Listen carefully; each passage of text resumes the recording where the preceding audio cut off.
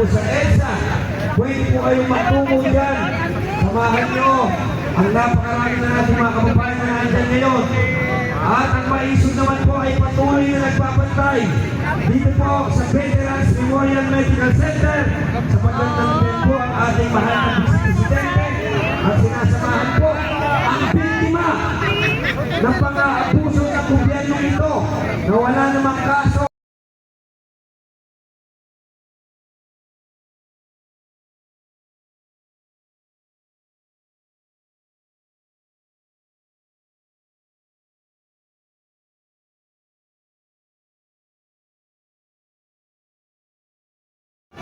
Po ay nagpapahatid ng mga totoong kaganapan, walang editing, walang fake news. Kaya pinagkaguluhan nila si Atty. sa ating mga mainstream media. May tulad po sila Israel, pero tumulong po kayo sa third floor studio. Baka po sa gano'n, kayo po ay mabigyan ng pinakasariwang mga pag-uulat at kaganapan sa ating bansa. So at ngayon naman po, hindi na natin kapatagalin.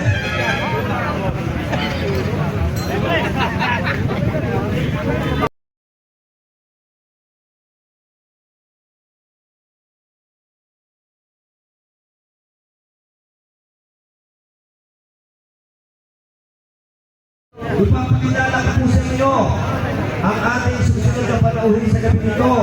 Dati po siyang Undersecretary ng PNG for Public Safety. Dati rin po siyang Director ng NACMART at kasama po ng tagapangulo ng ATLO. No, sa Director, walang iba kundi si Atty. Mirales. Palakpakan po natin. Nakakaya na po makilala ko, nakasamahan ko. Okay.